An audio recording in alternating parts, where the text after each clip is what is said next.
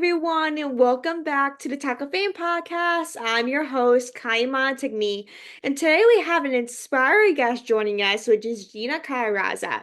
Gina is an accomplished author, speaker, and the founder of the nonprofit Empower Lit, Literacy and Beyond. With an impressive career that includes working alongside legends like Ralph Machado and Penny Marshall, as well as training with a Navy SEAL, Gina has transformed her extraordinary experiences into a mission to inspire and empower others. Her children's books and speaking engagements focus on themes of belonging and resilience, encouraging students to uncover their own stories and reach their full potential. Through Empower Lit, Gina brings the joy of reading and personal growth to understand communities, helping every child understand that they're capable, worthy, and destined for greatness. Gina, welcome to the show. We're so excited to have you here. Thank you so much for having me. It's an honor. So, if people are kind of unfamiliar and just kind of want to learn more about you, can you share the moment where your mom that sparked your decision in challenging yourself with the SEER training? Because working with the Navy SEAL, like that is one of the hardest tasks like anyone can handle. Well, I was very grateful because it is a prep program. The Navy SEAL program was a prep program. So everyone was kind of at their own pace, even though we were all doing the same exact thing. It was okay if I was last, like I will get to, improve over time, which is really wonderful. But it was extremely challenging. The hardest thing I did physically, mentally, emotionally. And what sparked that, like you asked, was I signed up for a SEER program. For those of you that don't know, SEER is a kind of it's a kidnapping. Like it's what the military goes through in case they are kidnapped by like the Taliban. Except this is a civilian course, so it was only a weekend, and SEER stands for Survival, Invasion, Resistance, Escape. And what sparked it was I was living in Los Angeles. My mom was with me, and the news was just fear mongering. The crime was out of control. It was just a really unsafe time. And I just was thinking out loud. And I was just like, you think I can survive a kidnapping? And she was like, no. And I was like, you said that too quickly. Think about it. And she was like, I don't need to think about it. And that's what kind of sparked me to figure out, well, if I can't do it, let me do it and figure it out. Or I should at least learn, and if I can do it, great. But I wanted to put that to the test, and I wanted to learn and, and see if I can or not. Yeah, so what year was this that you did all the training and that? 2001, I want to say 2000. No, I'm sorry, 2001. I was 11 then. 2021. I Oh, meant I would 2000. say that's the year 9/11. So Yeah, honestly, not even, no.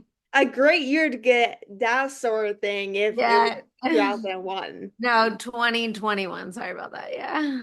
So with living in Los Angeles, like it's honestly a very amazing city, but also very dangerous to live in. Like once you live in Los Angeles, you are kind of like in a safe zone, but in a danger zone. Like you don't know what part of Los Angeles like is actually safe, even though it might look all classy and nice.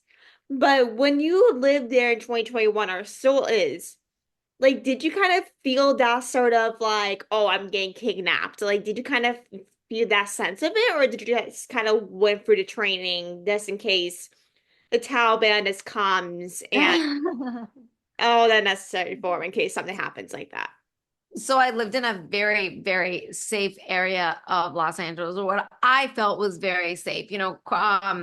That's one of the things I look for when I was looking for an apartment, like safety and stuff. However, during 2020, 2021, the crime was just really bad. There was tents everywhere. There was, people weren't being prosecuted for their crimes. So it was just like people were just running rampant, and it was just really scary time. So that's when I was just like curious about it. And I was just like, oh, I wonder if something was to happen, like, would I have enough common sense and would I have street smarts to be able to get out of it? Because what they teach too is like, if it works the first time, doesn't mean it's going to work the second time, right? And just because you escape the first time doesn't mean you're going to escape the second time, right? So it's kind of like going to karate or jujitsu or something like that. It's like you go to just train and practice and just develop, strength and discipline and all these other stuff that come with it. Just, it doesn't mean that you're ready if someone is to punch you in the face, like, or that, you're going to be able to block it and do the moves, but you just hope that if that time comes, you are prepared for it. And I think America as a country as a whole has become very unsafe. And it's number one in sex trafficking, and it just has staggering numbers that I feel like we should be paying attention to, and we should be protecting ourselves. And for me, especially as a young woman.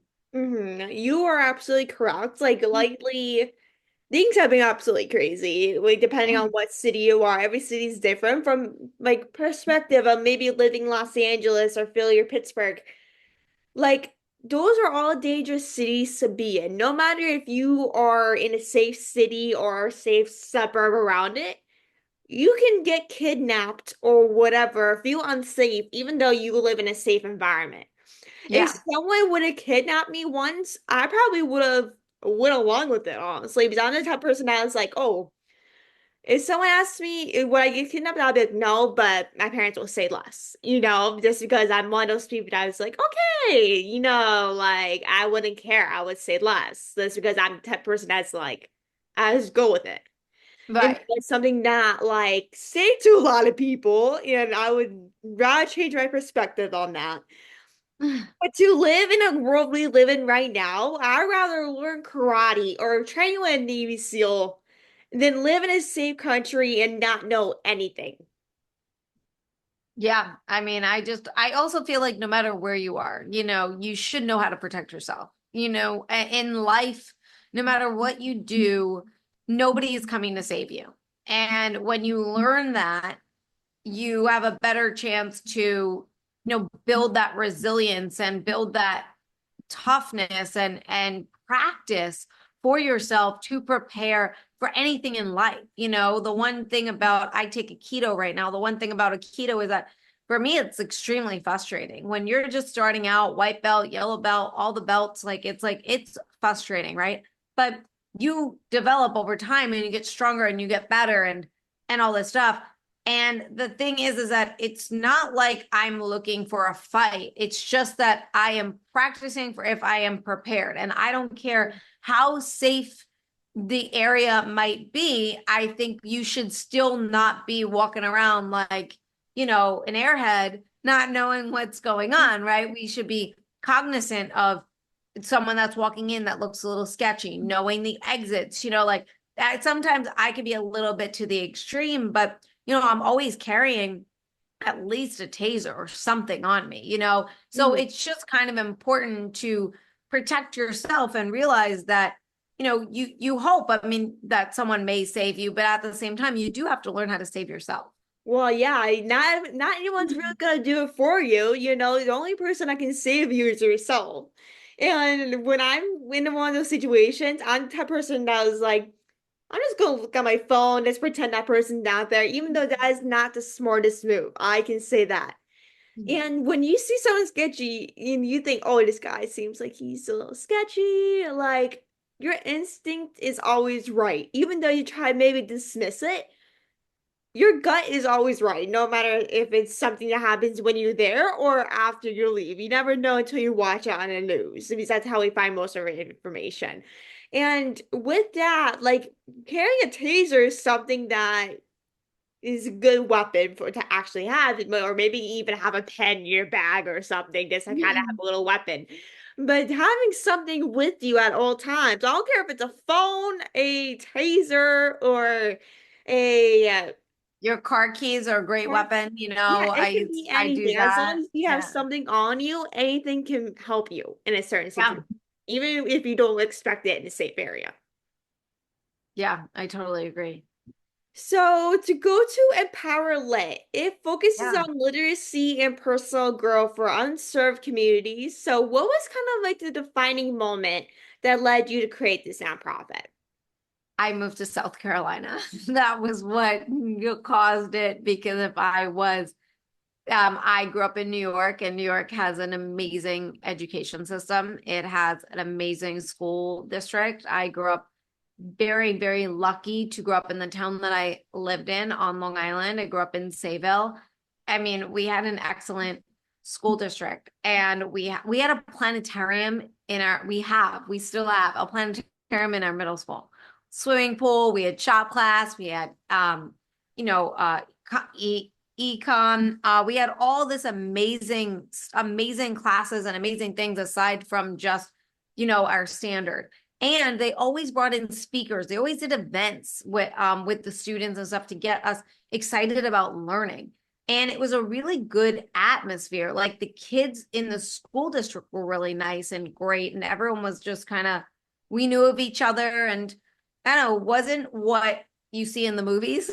and and then I came here to South Carolina, and as a children's author, and I speak at a lot of schools, they don't do that. They don't bring in speakers. They don't see the value in it. They don't, especially in the county I'm in. I'm in Horry County, and it's, I think, the largest county in South Carolina, and yet they don't have funding, or they don't, bring in people to speak or bring in authors. A couple of schools do. I don't want to say every school, but a lot of schools, they don't see the value in it, and they don't have the budget for it. And I said, you know what? I really want to make that a change. I really want to be able to get into the school district, and I don't want budget to be an option. I mean, a factor. And I want you to be able to see what Empower Lit's going to do, because we don't just come in and talk to your students. We have them for elementary school. We write a book, and we create a book together where they learn character and story development. They learn about belonging and self-esteem building. Like, it is a very, very impactful and inspiring, and motivates the students to create and write their own stories and tell their stories. And it's something that they're missing here, because they have some of the lowest test scores in the country, and it's just so poor that I really wanted to make a difference through my nonprofit. And when we get started, well, this is our first year. So as we move this forward, I really want to be able to see how it improves and how it inspires the kids within the next 3 to 5 years. That's crazy because that's how Pennsylvania is in most of the counties. Because I am in Luzerne County, so it's kind of upper state towards New York, and it's one of the biggest counties down here in Pennsylvania on the east side. And I've realized too, there's nothing really like that in our area. No one really brought speakers in or authors or anything like that. And with that, like there's some amazing schools in the area, don't get me wrong, where I am. But there's nothing like that, especially in South Carolina. That's something that Pennsylvania does not really offer. And that's something that I know a lot of people see. But as a high school student, we want to see and hear from other people in the educated system and hear from other people, not just the teachers. Because that's something that most of the schools, especially Luzerne County, not every school, has a problem with, is not really bringing people in to help the students in certain situations. Yeah, I really think that a speaker is really going to motivate, it's going to inspire your students to push themselves or to learn something new.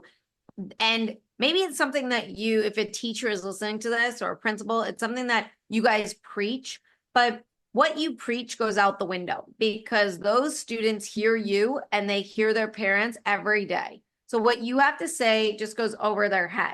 But when you bring in a speaker, that is a game changer. Like my school, middle school, high school, elementary school, I remember we had Shel Silverstein come. I still have Wait, his really? signed book. Yeah, I still have his book they signed. We had amazing speakers throughout that just touched me. That just like, we had like someone from jail come to the school, which like really frightened me. And he was so raw and authentic about his experience.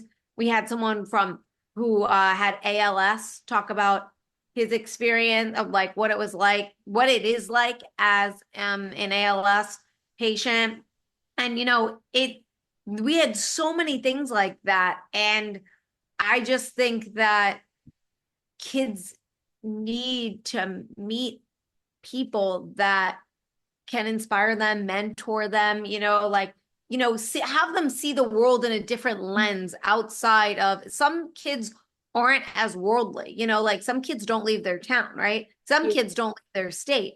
And to bring somebody in that is technically like an alien, essentially it's like, that's so new and so different. It it gets them to listen. It opens their eyes a bit more. There's a lot that happens when you can do that. And that is exactly what my nonprofit is looking to do. I have realized that, like, you made such a great point because when people, especially maybe high school or middle school students or lower, at a point, they were like, "Oh, there's mostly teachers and parents or classmates that I talk to. Like, I want to learn a new perspective." And I was the exact same way. It's after a while, you just want to hear someone new or talk to someone new. Just because Yeah, after a while, you just want to get rid of those people and stop hearing and listening to those type of people throughout the school year. And whenever someone would bring in a speaker, whether it's someone from jail or has experience or in the military, I have realized that me and my classmates were always paying more attention to that speaker, wherever it may be, than our teachers. Because they would just go through one year after other, unless it was like an actual lesson, then that's a different story. But if it's like a regular like type of personal lesson, then we don't care unless it's someone that has that like personal experience. Then we actually lay eyes on that. Because that yeah, when you listen to your parents and teachers, you're like, well, I take their lessons every day. Like, why can't I just get a different perspective? And I was the exact same way. right. But to hear someone you may not even know them, their story might be amazing. They're just like, why can't they just bring this person to school every day and now actually listen? Yeah, I think that there's a lot of power in speakers because they're sharing a story, and we are, as human beings, we long to belong. We long to connect with others, like being social is in our nature. We are social creatures. Hmm. Even introverts, need someone, we need that connection. And that's what stories do, right? And that's what speakers do. They go in and they share a story and they teach you something valuable. They motivate and inspire you. And I think that the education system can benefit greatly from bringing in speakers. Exactly. Like that's why I love speakers so much because everyone brings something new to the table. Not Hmm. everyone has the same story. Not everyone has the same life experience. Not everyone has the same experience. Everyone has a different perspective, and that is something that a lot of people need to take in more rather than stay to the little label in one person. Yeah, yeah, definitely. To go to a different subject, so you worked with some iconic names like Ralph Macchio and Penny Marshall, which is one of my personal favorite directors. Like, how do Really? experiences shape your perspective on storytelling and creativity? So they're two totally different types of people that I Mhm. got the opportunity to work alongside. And I would say with Penny was really amazing Mhm. in a sense that she came from both sides. She came from a director and an Mhm. actress side, and she was very funny. And she was the one that was like taught me to go in front of the camera. She was like, get in front of the camera, start taking acting classes. Like that's where you belong. And I Mhm. was like terrified of being in front of the camera. Mhm. So I did what she said, and I took an acting class and stuff. And I would go on auditions, and I started to do stand-up comedy, and I just got more comfortable with Mhm. myself. Like that's the thing about acting. It's like you become so vulnerable and you have to be so raw that you get to know yourself better, And when you're up on that stage, everything's kind of a rush, Yeah. and there's a bunch of nerves when it comes to comedy, but it's a rush unlike no other. So I Mhm. owe that to her a lot, because if it wasn't for her, I mean, it helped me transition into the speaking world. If it wasn't for her, I don't know if I would even be public speaking, and motivating people and stuff like that. So I really owe her that, and she taught me a tremendous amount. Working for her was not easy.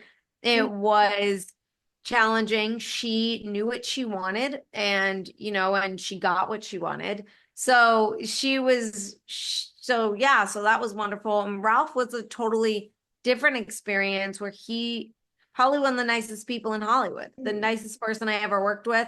He was so kind and caring, and all he wanted was just for me to learn as much as I can and soak everything up. And that's what he really taught me, was just no matter what, just soak everything up, always be observant. And it translates to my life now, and what I learn in life and how I translate it to being a speaker, always observing, always learning, always growing. Like one thing about Ralph is that whenever people are watching maybe Cobra Kai, which just came out a new season or something, they always think, oh, maybe he's just like a little like jerk on television. He's probably the same No, he's way. amazing. But he seems like the most die-hard, nicest person ever that you. Yeah. And No, he's I feel great. like if I meet Ralph, I would be like, okay, this is the most hands down nicest actor award. Yeah. Yeah, But he's working really with wonderful. Penny Marshall, like that had to be a big experience for you. Because Penny Marshall is one of the biggest names in terms of director and actress, literally ever. She's literally an icon. Like the way she approaches different things as director and actress is literally top notch. Yeah, she has paved the way for women in Hollywood. That is for sure. She was Hollywood royalty. She was an icon. You said it. So working for her, like I said, was a great opportunity for me. I was with her for 5 years until she passed away. And I ran her company, her business. But at that point, she wasn't doing as much. She Mhm. wasn't as busy as she was. And she allowed me to go and shadow directors. She allowed me to go take acting jobs and auditions and stuff like that while still working under her, which is something I'll never forget. I mean, like I said, if it wasn't for her, I would have never been so comfortable in front of the camera. So working for her was amazing. I mean, like I said, and it was interesting when we would walk onto set because it kind of reminded me of The Godfather when like everyone kissed the ring, because that's what it was like walking with Penny Marshall anywhere, like on set, because she had that Hollywood royalty. And she also did not care. She Mhm. was just that type of person that just did what she wanted. She said what she wanted. She didn't care whose feelings she hurt, like People nothing. Like just say like no yeah, one's doesn't even care, like hands down. Gonna she say it. she did not care. She'd say whatever. And it no filter, no filter. And you had to have tough skin when you worked with her. You had to have tough skin being around her because again, you just didn't know what zinger she had, and what she was saying. So it was definitely an experience for sure. Like to work with Penny Marshall is always an experience, with Yeah. her being such Hollywood royalty, like you literally have to have tough skin. As much as she is an icon, I would probably hate working with her on a daily basis though, just because how tough skin she is, so. It was intense. It was intense, but you learn a lot.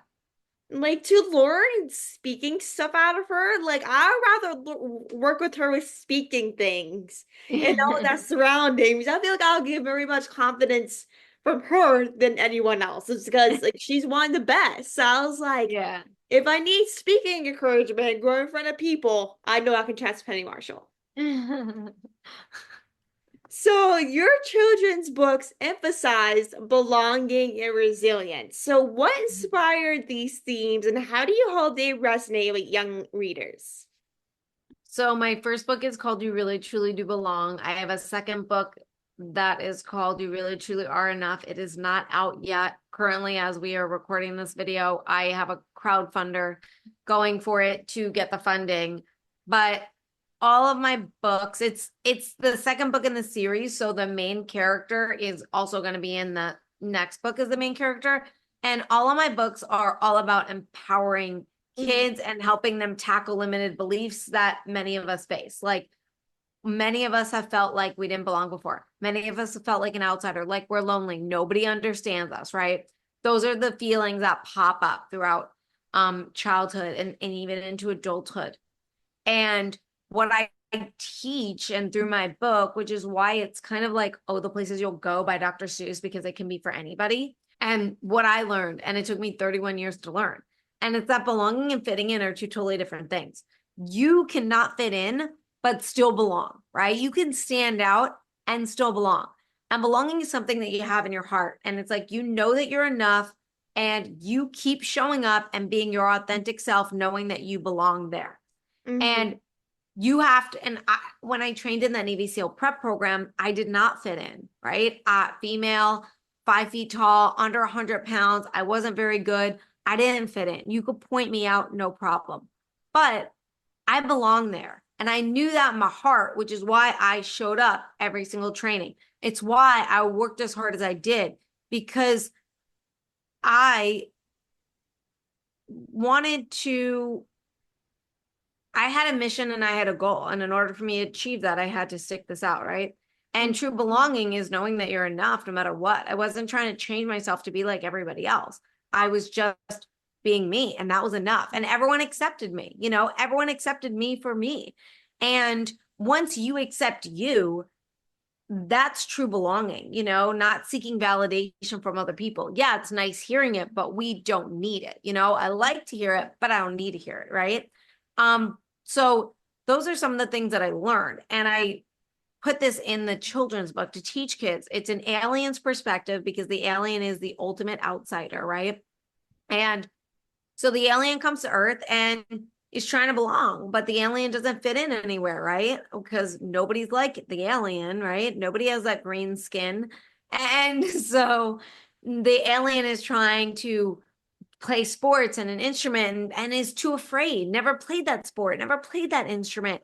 All these things that pop up for ourselves that make us feel like we don't belong there, right? And at Mhm. the end of the book, the alien learns that it's all about in your heart. You can never play baseball, but want to play baseball and know that you belong there without having to fit in, right? And Mhm. that's what I teach, and that's what I talk about.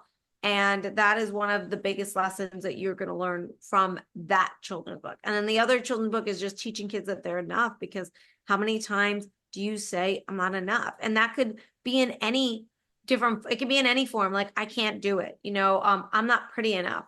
Oh, that person's better than me. Oh, I gotta, compete with this person or that person, or, all these things stem from I'm not good enough. And if we can learn that, we are enough just as we are, right?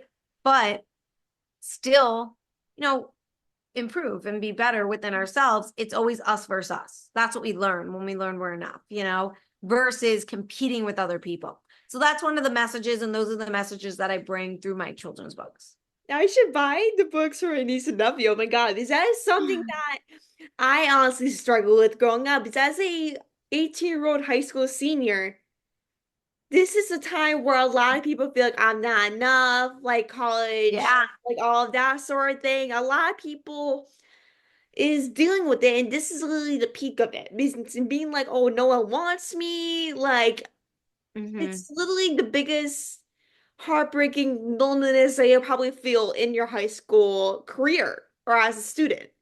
And to feel that time, like I honestly deal with this so much. I'm just like I'm literally probably an expert at it at this point. And to deal with that, no one should have to deal with it, but everyone deals with that in some sort of level.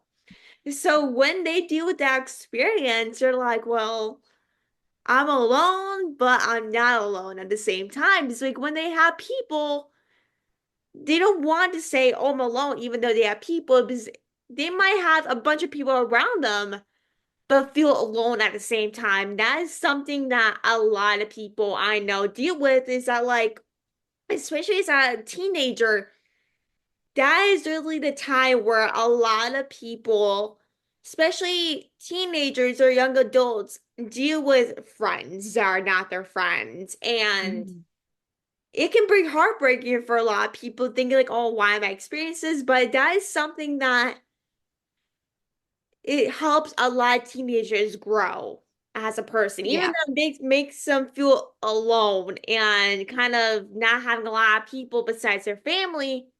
It can help them find their inner circle and find that confidence. Even though they might not fit in, they have people around them, even though they might not exactly fit in.